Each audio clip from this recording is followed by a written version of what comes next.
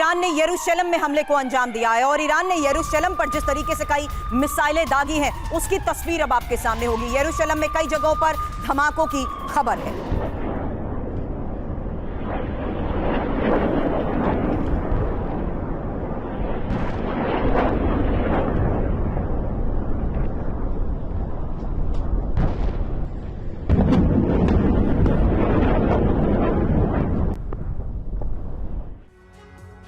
तो इजराइल पर हमले के लिए ईरान की तरफ से ऑपरेशन ट्रू प्रॉमिस 3 लॉन्च किया गया है। कुछ अहम बातें हुआ क्या था, तो ईरान का इजराइल पर बहुत बड़ा हमला हुआ इस ऑपरेशन के तहत और 200 से ज्यादा मिसाइलों से हमला किया ईरान ने। हमले में बैलिस्टिक मिसाइलों का इस्तेमाल किया गया। राजधानी तेल अवीव पर बड़े अटैक किए गए। रिहायशी इलाकों में मिसाइल अटैक किया गया और हमले में कई इमारतों के तबाह होने की भी सूचना है। आयरन डोम सिस्टम इसमें नाकाम साबित रहा है।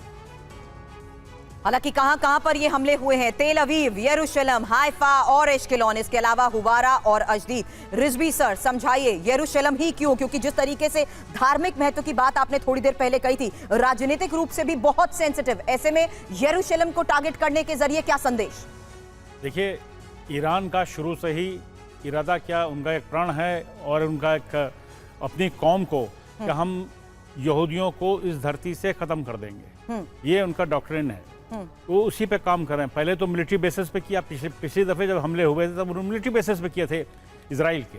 अब आप देखिए कि वो रहायशी इलाके में उनके रॉकेट गिरने शुरू हो चुके हैं और इसी तरह इजराइल ने उनके कौम के ऊपर हमला किया। कौम जो उनकी हाईएस्ट सीट है, मैं अभी थोड़ी देर पहले इस बात को बता चुका हूँ। अब ये जो है लोगों को मारने की ज़्यादा से ज़्यादा तादाद देखिए होने जा रही है। अब ये रिहायशी इलाकों में सिविलियन टारगेट किए जा रहे हैं। ईरान ने शुरू कर दिया है, सिविलियन टारगेट मारने शुरू कर दिए हैं, बिल्डिंगों को गिरा रहे हैं, एक दूसरे को तबाह कर रहे हैं। ये रिलीजियस ही लड़ाई है, ये यहूदी वर्सेस जो है मुस्लिम की लड़ाई है, वो शिया की लड़ाई है, सीधी सीधी है, ये दिखाई दे रही है। इसमें कोई कहने मुझे गुरेज रत्ती भर नहीं होगा। लेकिन वहां के जो रिजीम है, मिडिल ईस्ट के देश कहां है? ईरान अभी बता रहा हूं, जो वहां की रिजीम है ईरान की, जो खामनेई साहब की रिजीम है, वो शायद थोड़ा सा रिजिड है, वो सुनने को तैयार नहीं, किसी समझौते में बैठने को तैयार नहीं है। और ना न्यूक्लियर प्लान जब इनके लग रहे थे, न्यूक्लियर प्रोग्राम चल रहा था, उस पर भी उन्होंने समझौता नहीं किया था। इसकी वजह से इनको अमेरिका वार्निंग देता रहा, उनको टाइम भी दिया गया 60 दिन का। चलिए ठीक है, अमेरिका को मैं बीच में नहीं लाता हूं, लेकिन ईरान का अपना जो प्रोग्राम था, जैसे भी रॉकेट आ रहे हैं निकल करके, मिसाइल आ रहे हैं, ये बरसों से इकट्ठा किए जा रहे थे, बरसों से अंडरग्राउंड इकट्ठा किए जा रहे थे,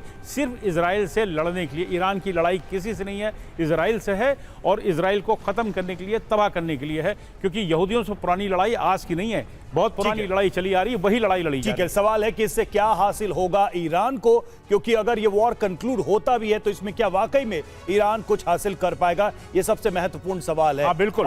और हाँ सर, देखिए, हासिल करेगा, एक तो उसकी सुपरमेसी होगी इस्लामिक वर्ल्ड के अंदर, वो पहले भी चाहता था, क्योंकि अरब वर्ल्ड अलग है और ये ईरानियन अलग है। ईरानियन तो बशर्ते कि वो इजराइल को कुछ कंसिडरेबल नुकसान पहुंचा सके, नुकसान पहुंचा सके, इतने में भी अरब वर्ल्ड समझ गया होगा ईरान में बड़ी ताकत। ठीक है सर, अगली खबर का रुख करेंगे। देखिए, इजराइल के हाइफा पर भी ईरानी हमला हुआ है। ईरान ने हाइफा पर दागी बैलिस्टिक मिसाइल, हाइफा पर दर्जनों मिसाइल से हमला किया गया।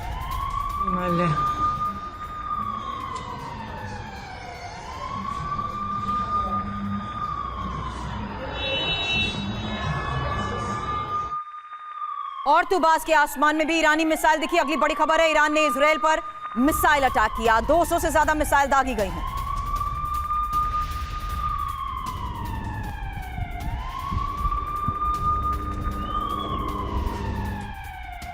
और ईरान ने बैतलम पर दागी मिसाइल। जी हां, बैतलम में एयर डिफेंस सिस्टम एक्टिव है। एयर डिफेंस सिस्टम ने कई मिसाइलों को नष्ट किया है। जैसा हम थोड़ी देर पहले बात कर रहे थे कि जो रिलीजियस प्लेसेस हैं उनको भी टारगेट किया गया। बैतलम जो है, अगर देखा जाए सिर्फ यहूदियों के लिए नहीं बल्कि ईसाई कम्युनिटी के लिए भी एक इंपॉर्टेंट रिलीजियस प्लेस है, उसको भी निशाना बनाया गया।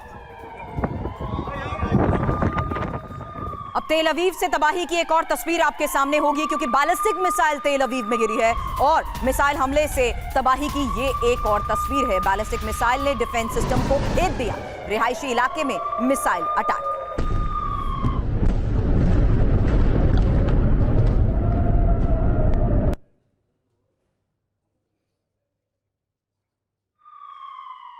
और देखिए ईरान पर इजराइल का बड़ा हमला, तेहरान पर इजराइल की स्ट्राइक और तेहरान के कई इलाकों से तबाही की खबरें आ रही हैं। दावा यही किया जा रहा है इजराइल ने दिया हमलों का जवाब, यानी ईरान ने जो हमले किए उसका जवाब इजराइल की तरफ से दिया गया है। इन तमाम हमलों के बीच में इस वक्त सबसे बड़ा सवाल यही है कि आखिर किस तरीके से ईरान लगातार इजराइल को टारगेट करता जा रहा है। और ऐसे में एक सवाल खास मेहमानों के जरिए हम समझने की कोशिश कर रहे हैं कि आखिर किस एक्सटेंट तक ईरान जा सकता है। ऐसे में कैप्टन श्याम कुमार, अलग अलग जगहों पर हुए हमले के बीच तेल अवीव ही क्यों, यरूशलेम ही क्यों, ये हमने समझा, लेकिन अब ईरान ने, जैसा सर ने कहा, अरब वर्ल्ड अलग है, ईरान अलग है। ईरान क्या वल्नरेबल हो चुका है या वाकई अपनी ताकत के बलबूते वो मुकाबला करने के लिए पूरी तरह तैयार है? Surabhi,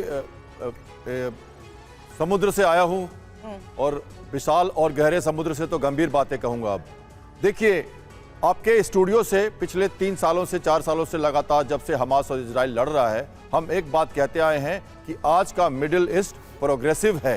right sir. और कभी भी जॉर्डन, इजिप्ट या किसी भी नेबरिंग कंट्री ने भी सहायता नहीं की, अगेंस्ट नहीं गए इजराइल के। इजराइल अपना काम करता रहा। आपको समझना चाहिए, मेडिटेरियन सी से इजराइल मिडिल ईस्ट का एक पायदान है वेस्टर्न कंट्रीज और अमेरिका के लिए, और एक झरोखा है जहां से वो पूरे मिडिल ईस्ट पे नजर रखता है। तो आप इसको इस तरह से समझिए, इजराइल अकेला है जरूर, उसकी वजूद को खतरा जरूर रहता है, पर 75-80 साल से लगातार उसने प्रूफ कर दिया है कि कोई भी उसका मुकाबला नहीं कर पाएगा। वो जहां है वहीं रहेगा, और कोएग्जिस्ट करना है फिलीपींस को तो कर रहे, वरना उसके वर्चस्व में रहे, और ये बात बहुत क्लियर है।